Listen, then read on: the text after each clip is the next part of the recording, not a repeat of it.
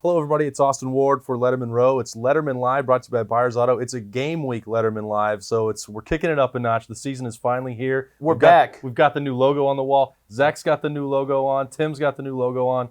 We are ready for the 2019 season, the start of the Ryan Day era. This is Zach Boren, by the way, officially my co-host for Lettermen Live when he's in the studio. Yeah. Our number one contributor over here, Tim May, the most experienced man on the beat, having him in here. Whenever that mic doesn't drop on the floor, everything is great to go. Hey, Saturday, Ohio State, Florida Atlantic. We get something new to talk about, something new to break down. I mean, I'm pretty excited. I can't really hold it back anymore. I'm so excited, man. I mean, it's a long time coming, right? After the Rose Bowl and kind of the beating that Ohio State put on Washington and, the whole for three quarters. Yeah, but what I mean. Given, Coach Meyer giving the whistle to Ryan Day, I think we're ready for it. Buckeye Nation, I know, can't wait for Justin Fields to get on the field, and man, it's going to be fun this Saturday. Ever since I was this tall, man, I get fired up for college football season. And then when college football is over, I literally have a depression. Because it's like, I do watch the Super Bowl and stuff, but yeah, I'm always fired up when college football season starts. Of course, then you watch a couple of those games over the weekend. Florida, Miami. Oh my good, the fourth quarter was crazy. And then the Hawaii, Arizona game, which I stayed up for, that was even nuttier. Crazy finish. But that's why this is very interesting to me. Ohio State versus Florida Atlantic the first time. Lane Kiffin coming to town. The last time Ohio State played Lane Kiffin, they put a whipping on him, sort of, until late in the fourth quarter when it was hang on Sloopy. But yeah, why wouldn't you be excited? It's college football season. All right, well, let's start there, Tim. Lane Kiffin, once upon a time, I covered his very eventful season at Tennessee. Followed his career since then with a little bit of interest in that. After getting to know him, the one thing I'll say about him is that for as great as he is at getting attention, that's probably the thing that he's most successful at. Number two is the way he works with quarterbacks and dials up offensive plays. He is, because of the attention and lightning rod, people maybe don't give him enough credit for the way he does that. And that's why I think it's interesting. These silver bullets that Zach's talking about, maybe re-earning that moniker again. This is actually a pretty decent test for week one to go out there and start. Well, get this. Here's Florida Atlantic. They were 4-8 last year. The year before, they were one of the dream teams in the country, Lane Kiffin's first year, because like you said, he was finally the head man in charge again. He was drawing up all kinds of stuff, and he had players to do it.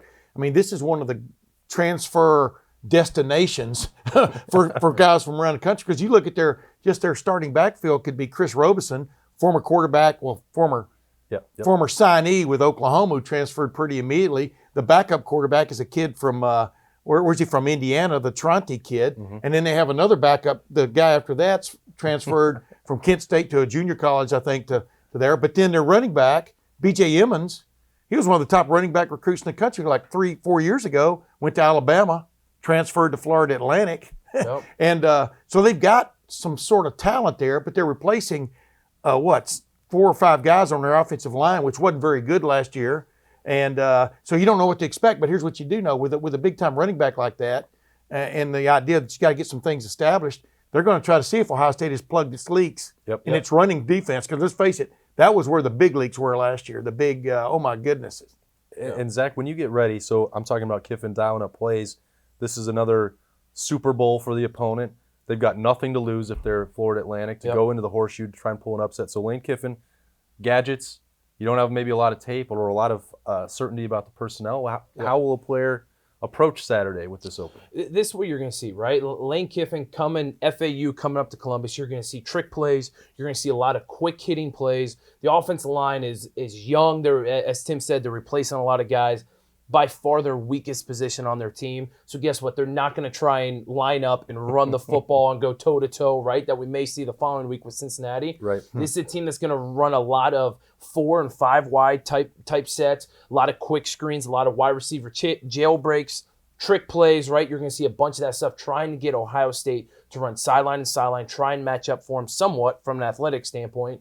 But as a player, you just have, it's game one. This is a very low major school coming up here, right? They're going to do everything they possibly can to set the tone for their season, try and give Ohio State any kind of game that they can. So, as a player, you sit there and say, hey, I'm still going to read my keys. I'm still going to react from a defense standpoint, but you got to know they're going to throw in trick plays very quick, very often. Special teams the same way, right? Mm-hmm. You may see some kickoff return reverse. You may see some fake punts, right? They're going to throw everything at this Ohio State team because from their standpoint, this is their biggest game of the year. Yeah, and the true mismatch in this game is their offensive line against Ohio State's defensive front. I mean, there's no doubt about it. I mean, Ryan Day thinks Ohio State might have the best defensive line collection in the country. You know, we'll see if that pans out. But you're right. I mean, that's they've got to do some extra stuff. But they are going to try to run at them a little bit because Ohio State, that's where it was vulnerable last year. And have they fixed that, they're going to find out. That's an interesting one here on Lettermen Live, brought to you by Byers Auto.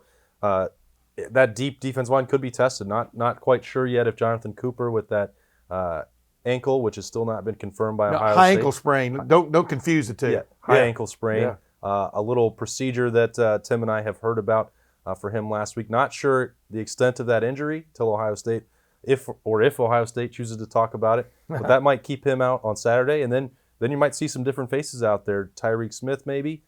He had a summer injury concern. Not sure exactly if he's 100%. So that depth could get tested. You might see Tyler Friday, Javonte John Baptiste out there. See if they shuffle up some of the guys. Maybe see a little Zach Harrison. Yeah, Zach Harrison. I mean, Zach Harrison might be out there. We'll see how that goes. And especially with the new rule of allowing to play 3 games, but being able to get redshirted. You might see Zach Harrison get some big-time PT this Saturday. Absolutely. But that's an interesting one. I just throw that out there because I know that the most interesting position, rather than asking you guys what you're most curious about this weekend, it's obviously Justin Fields. Yeah. Zach, what do you want to see from him in game number 1? I want to see him take control of the offense and make some plays, right? I want to be able to see him not only make some electrifying plays with his legs, which I think everyone's going to be able to see that quickly and often, but I want to see him take some shots down the field. I want to see that long ball comeback that we saw Dwayne Haskins do last year, right? Because once you see them starting to make some of those completions and taking chances down the field, it's going to scare some defenses, right? If Justin Fields is able to run the way he is, and J.K. Dobbins is, in my mind, one of the top 3 running backs in the country, you're going to see him get the ball a bunch. But if Justin Fields is able to connect with those very skilled wide receivers down the field, it's going to set the tone for this season. And they're replacing a lot of guys on offenses. You know, offensive front, they may have 5 new full-time starters based on Thayer Munford's availability on Saturday. And but to me, the biggest question mark is, it's not whether Justin Fields is good, but how good is he? You know, because let's face it, Dwayne Haskins Jr., he didn't really start slow last year, but you didn't really see him hit his stride till the middle of the season, October, when he really felt confidence, and the team responded around him because he had to, I mean, you've got to go in there and earn that leadership quality So I'm interested to see what Justin Fields does from the get-go, but they've got to play Gunnar Hoke and or Chris Chugunov some in this game, because those guys haven't played much either. So, to me, the quarterback position is the most interesting thing in this on this offense. And at the same time, I think what you're going to see we just talked about it from Lane Kiffin, from the offense standpoint, throwing trick plays. I think from the FAU defense, knowing that, hey, they've got 3 new quarterbacks, right? Besides Chugunov, right? But the other guys really haven't been here much. Right. I guarantee you they're going to throw different fronts at them. They're going to throw different blitzes at them. They're going to come after them, hoping that, hey, we can force a mistake, force their hands in making a quick decision that they're not fully comfortable with. The one thing FAU is not going to allow Ohio State to do, well, maybe they do, but they're dumb if they do, is to let Justin Fields sit back in the pocket, have time, be able to make decisions, and really think about where he's going with the football. Any new quarterback, you want to pressure him. You want him, especially with the offensive line that Tim just talked about, right? Some new guys up front. They're going to force those guys to make quick decisions, put pressure on them, and hopefully get the Ohio State offense in tough situations. But at the same time, you live and die by the blitz, right? And especially with a guy who can run like Justin Fields can, you can die by it. You could die by it because he makes one little dodge. I mean, if you watch the spring game, there were like 4 plays there. He would have gone the distance if it wasn't down, you're down. The other thing about Florida Atlantic, too, they had a real tough time last year generating turnovers.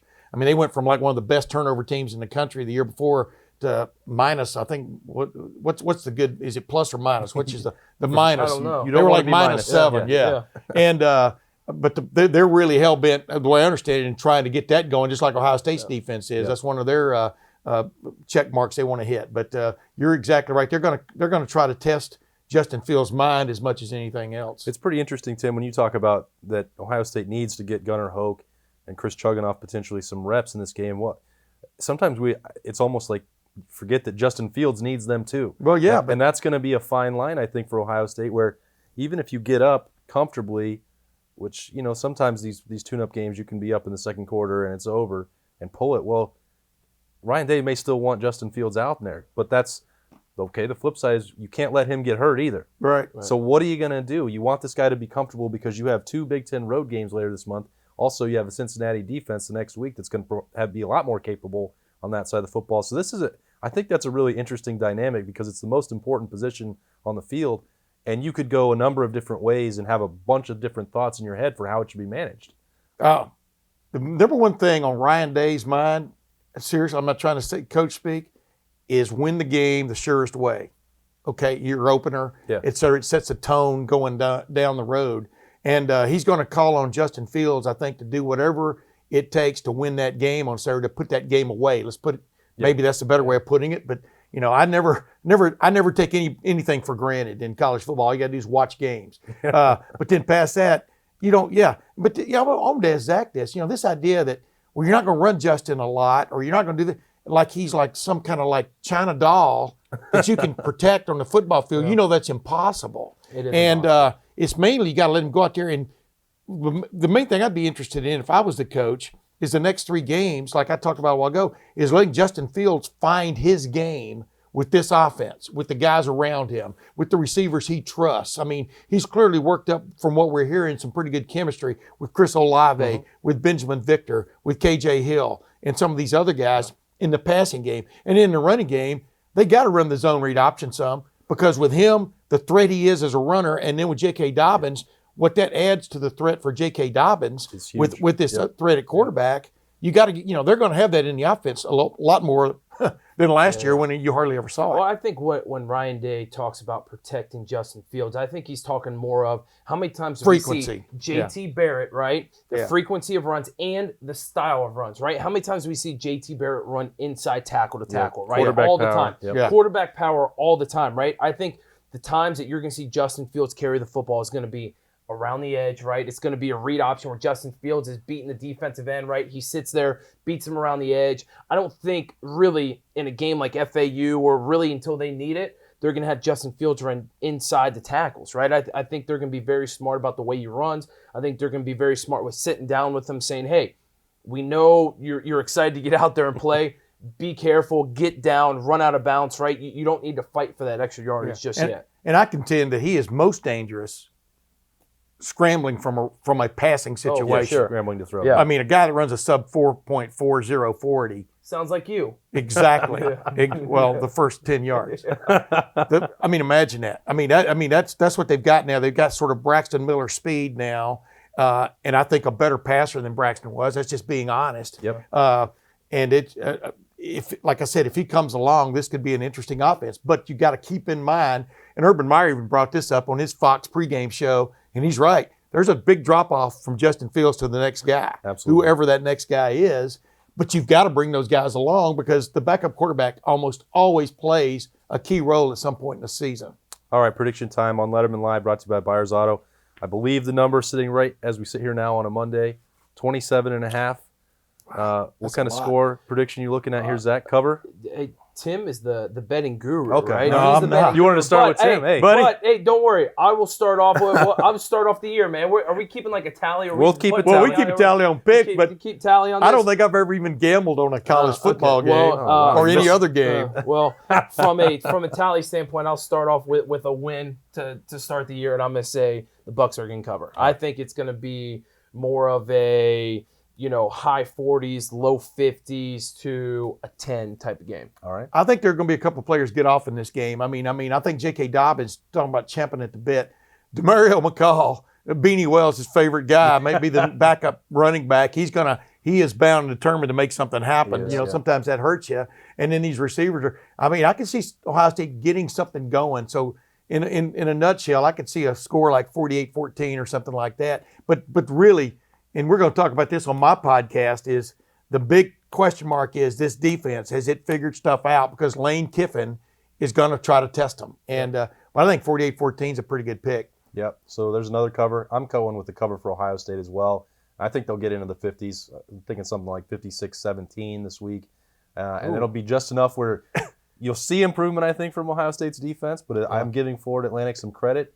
And then maybe next week we'll still have some plays to pick on Buckeye Q. Sure.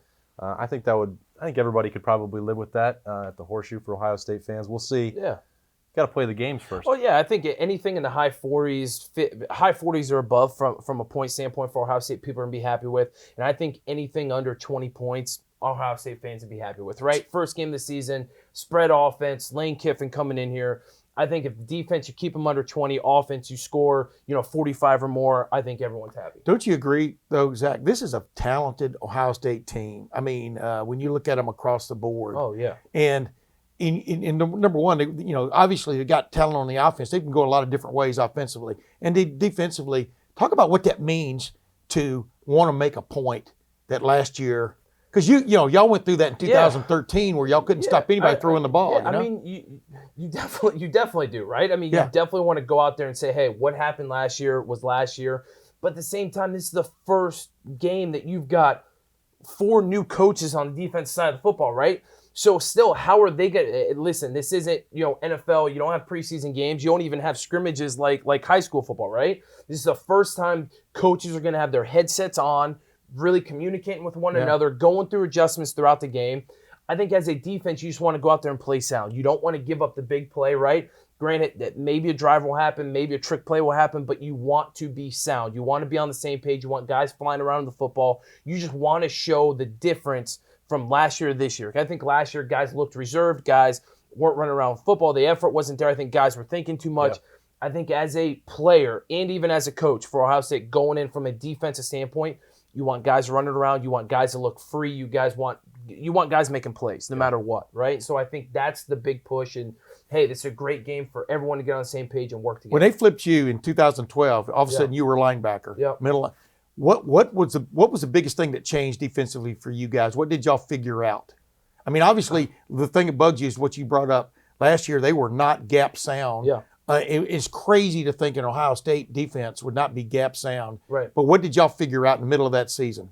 You want to know something? No one's really asked me that question before in that context. But what I would say is when I flipped over, Ryan and I kind of looked at each other and said, hey, we're just going to get back to playing silver bullet defense, right? We were going to set the tone from there on out. And you had Christian Bryant in the back, who still I smile and laugh every time I talk about Christian Bryant, right? Yeah. One of the best guys I've ever played with, one of the baddest dudes on the football field. And I think when I switched over, the one thing that I told Ryan that I was going to bring to the defense was, hey, we weren't going to take what from anyone, and guess what? We're going to run around and we're going to play with an attitude. Yeah. And I think that is what transpired throughout the rest of that season. And Christian Bryant was bought in. Ryan was obviously bought in. So all those guys, when you bring someone over and say, hey, don't care what we do, how we do it, we're going to play with some swag, we're going to play with confidence, and we're going to run around and punish people. Yeah. That's all you got to do. Yeah. That's defense. It was different from that moment on. It was crazy. Yeah, it was. It completely changed that season.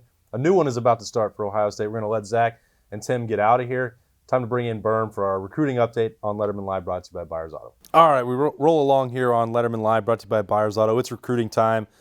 Jeremy Birmingham, our Lettermen Row recruiting guru or coordinator or expert or CEO. I don't know if he needs a new title with the new brand, but here he is. Ohio State opens the season on Saturday on the field, but they've kind of been in this holding period through training camp and heading into the season on the recruiting trail. So what happens now, Birm? It was really slow going through most of August. Is it going to change come Saturday and into September?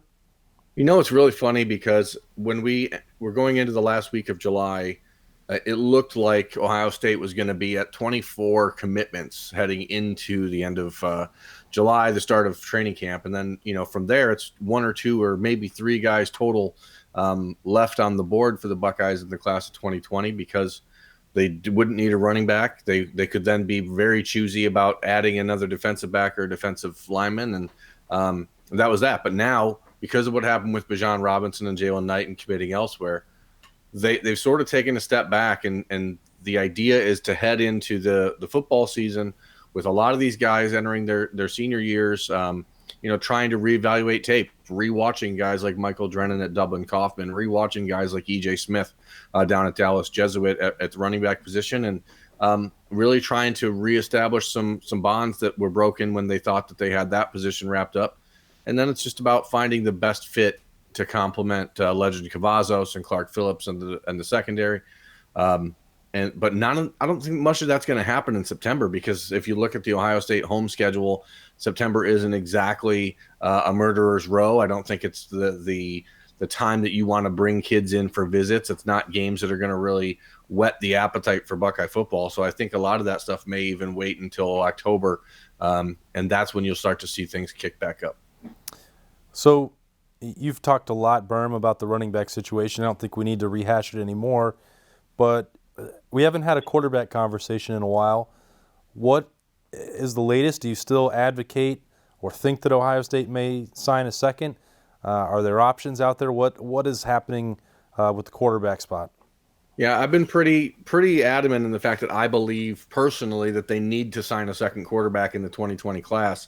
There are some obviously who may advocate more for playing the transfer portal again after this season and seeing if you can find a guy that has a 2-year window, because Justin Fields will still be there next season. They're not going to need a guy that has to play right away, so you can play that gambling game a little bit. But to me, there are really good players out there at quarterback. I think the most obvious one, and we've talked about him, is C.J. Stroud out in California. He was the Elite 11 champion in 2020, beating out DJ Uiagalelei and all the other guys out in California, and guys all around the country, including Jack Miller, who's committed to Ohio State. He's a 3-star prospect with an intention of enrolling in December, the same as or in January, the same as Jack Miller intends to. But he doesn't want to make a decision until December, so they'd have time to figure out if both of those guys are okay with that concept of coming in together.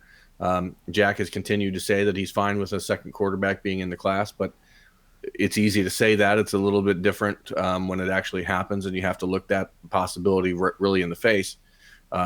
Another guy that I've written about in the last few months, who I continue to think may be a better fit for Ohio State of what they're looking for, is Cade Renfro in Texas. He's committed to North Texas. I think he's going to end up having to make some decisions between like Florida State, Arkansas, a few other schools that are going to get in late and that have been, sniffing around. But I think he's a guy at 6'4", 215 pounds, who really fits the mold of what Ryan Day wants at a quarterback. And when he was in Columbus in June for a one-day camp, I was really impressed by the way he threw the football. And I think that developmentally, he's a guy that may be a few years down the road, but to me, that's what they need in this class to complement Miller, as opposed to someone who could potentially be, fighting him for a starting spot. Not that you don't want great depth or quality depth, but I think someone like Renfro makes a lot of sense. So the way I look at this, Birm, and you and I have talked about this a little when we don't have the cameras on, but I would think that the likelihood that there is a 4-star or 5-star quarterback in the portal who would have interest, because this time for Ohio State, he doesn't have to be a grad transfer. He doesn't have to be immediately eligible. I would think the pool might actually be more appealing for Ohio State if they did go and look at potentially Justin Fields' replacement sitting out away a number of other quarterbacks, the Clemson ones that are scattered around the country.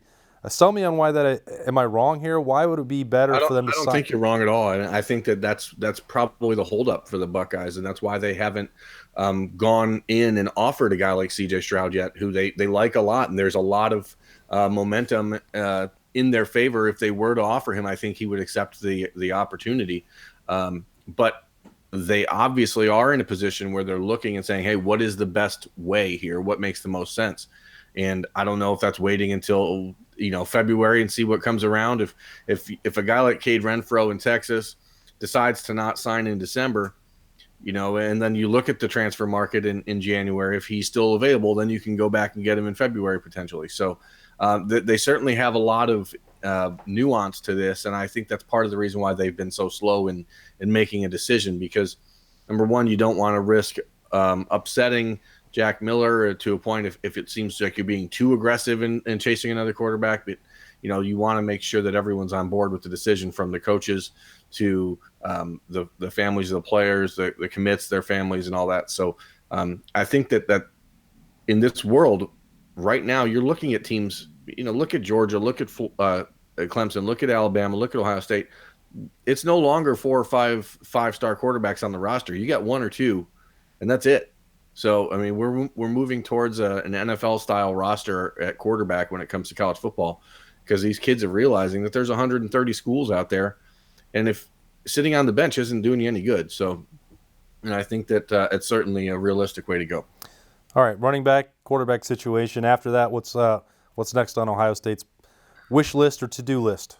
The only other two positions they still have to address in 2020 is the defensive line and the defensive backfield. They're going to add one more cornerback. They're really pushing for Oklahoma commitment Ryan Watts. That's a guy that I think there's a realistic opportunity to flip if he makes his official visit to the school in October, as he's planning on doing. I think that he's a guy that could really surprise some people and sneak into that class, despite the fact that he has been committed to Oklahoma for a while.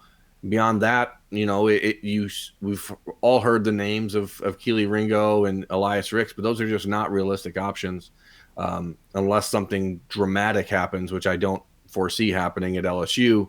I don't think Ricks is a realistic option, and Keely Ringo has not been a realistic option for Ohio State for well over a year. So if you look at those two guys and then Ryan Watts, that's pretty much the main trio of on the wish list, I guess, for Ohio State at cornerback. But Watts is the only realistic option at this point.